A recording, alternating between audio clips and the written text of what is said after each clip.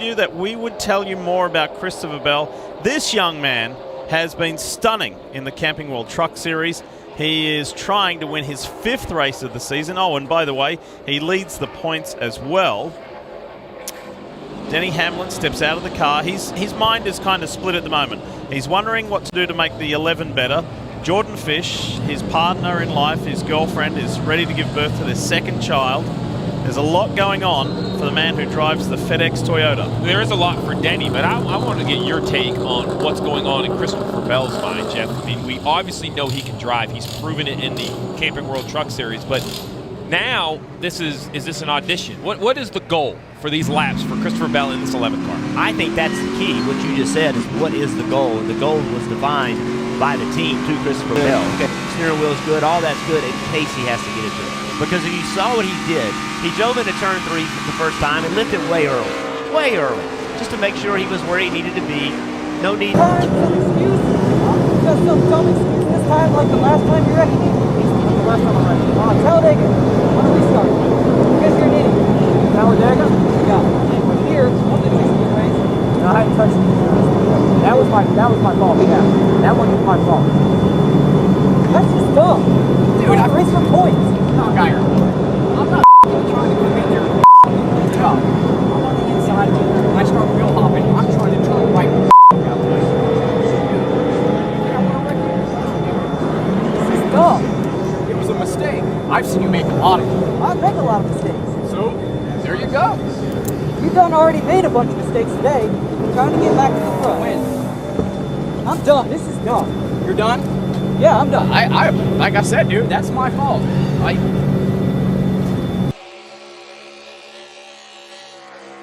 At least it's a Mustang. He deserved that.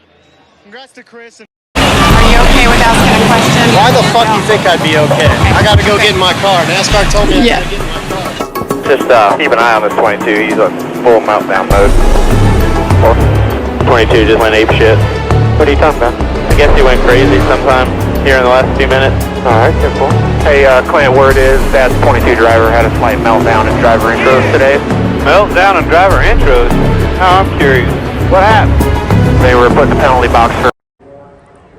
He's probably taken up for his teammate somewhat. He saw that, maybe he thought there wasn't any sense in that, especially for the spots they were racing for. And then Drew Blickensderfer is the crew chief for David Reagan, and you see him right there beside some of his teammates. He's not happy. Wow. Fact is, it's a situation that could have been avoided. There's no doubt about that. Car number 4. Car number 30 is upside down. That's Walter Ballard's car. Buddy Baker also involved. Ballard's car coming to rest right side up. We hope he's okay. Walter Ballard from Texas, the rookie last year, and he looks as though he's climbing out. Buddy Baker was involved in that one too, Pete. Only 2 cars, everybody else still going. 2 cars involved. Ballard running there, going across pit road. There is no fire, but Walter wanted to get away from it in case there was. Buddy Baker is also out of his car and apparently all right, but both machines obviously are out of the race. There's Buddy's number 11, and he's got to be angry because he felt he had a car that could run with anybody. There he is behind it, Keith. He looks okay, but of course very disappointed. Tough break for a contender to be knocked out of this 500 so early. Here's Ballard. He's from Houston. That's A.J. Foyt's hometown, and his wife is his car owner. Obviously, the yellow flag is out. Let's take another look at what happened. Here's Ballard, pins Baker against the wall, and then he goes over Baker's car, does a slow rollover, and comes down on the windshield and radiator of the car and slides down the track, rotating slowly about 200 to 250 yards as Baker's car goes into the grass and hits the fence. Now, as Ballard's car comes off the smooth pavement on the grass, it hooks the grass and does 2 side-over-side rolls as it throws parts off the car. There goes the windshield. Remember now, the drivers are encased in a roll cage and strapped in. Oh, you gotta. Yeah. Okay, I'm going to stay on this end. Sharon Alex, your girlfriend, is always tweeting, and you're always in the Bahamas. You're always at a beach. I've only been to I like your style. I like the beach. It's fun. Yeah. Where all did you go? You go down to Bahamas? No, we went to Turks and Caicos a couple you weeks ain't ago. messing around. And that was the first vacation we've taken in like 5 years. So we had a lot of fun and relaxed a good bit and got ready. But batteries were all charged up and ready to go here at Daytona. Awesome, buddy. All right, let's find your starting. I'm going to stay all the way here. All right. What do you think? Right here? I think they like this. Everybody's ignored it, so I expect that to be the pole. Why do I feel like this is the pole?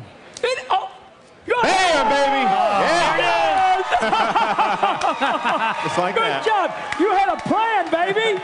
Came here with a Good job. plan. I'm sticking to it. Put that in your trophy case. Thank you. Pole position for Martin Truex Yes. Jr. Sir. Nice.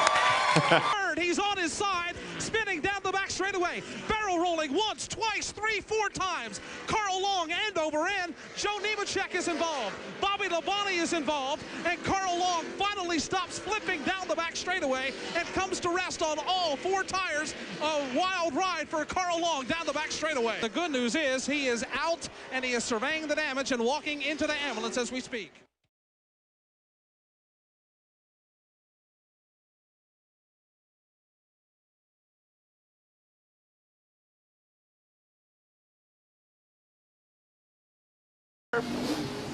Hit this thing, then use all the racetrack, trying to run off here straight. I'm telling you guys, this place is so hard.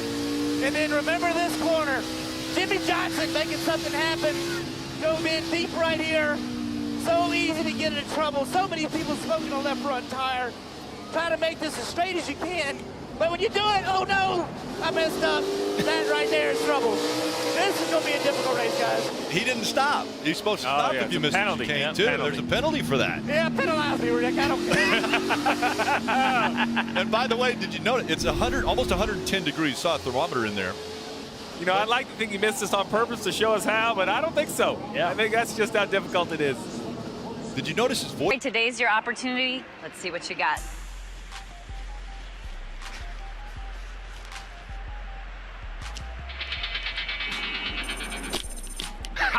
That's what I'm talking about. The next event is accuracy. What Jimmie needs to do is get that helmet through one of these tires. This first one is worth 2 points. This one is worth 4. These are worth 8. Steve was the only one who was able to get through this tire, which was a total of 4 points. All right, Jimmie, let's see what you got. This is going to be too easy, Caitlin. I'm going to show you how to do it.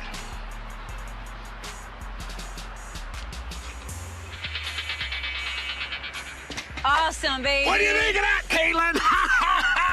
Yeah, baby.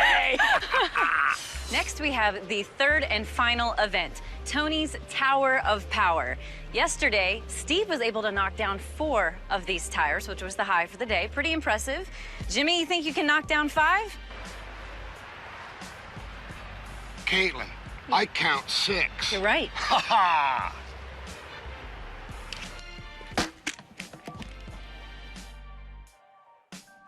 Oh, yeah! Oh, yeah! Well, yeah, now, Burnsy! Because the car just, he goes in, he does that dive bomb thing, and then right here you see the car just takes off. Matt was great big run on the outside and drove right up on the back of him. And we are hearing at the right front blue, but it's almost like something was starting to go wrong because Kenseth caught him in a hurry in 1 and 2. The handling was going away, Larry. You could see him have to ease off it going into the corner multiple times, and then this right there.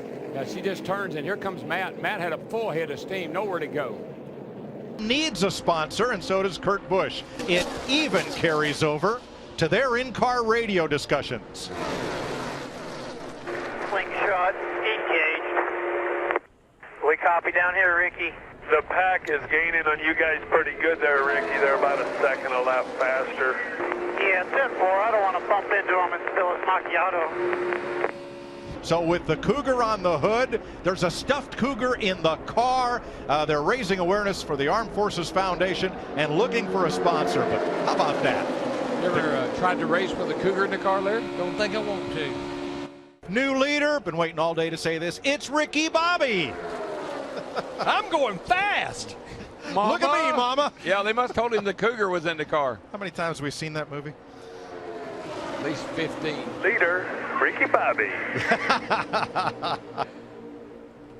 You know, if you don't have a sponsor on the car, you might as well have some fun. I love it. But on this season-long safari to success, a little reminder to these big game hunters. It's a jungle out there. There's not a defensive end in the NFL that doesn't think that he's better than the other defensive ends, so it's no different than anything else. It's just something that you have to carry a little bit of attitude. You have to think that way, huh? You have to. I mean, if you think somebody else is better than you, you're beat before you even leave. You're pretty soft-spoken, aren't you?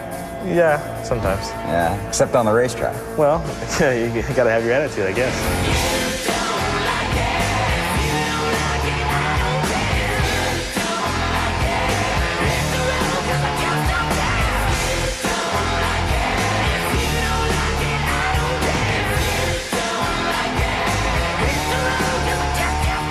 I think I'm a nice guy. You know, I like to get along with others, but at the same time, you know, you got to stand your ground on certain issues, and people are climbing all over the side of me during the season. I'm gonna have to do the same thing back.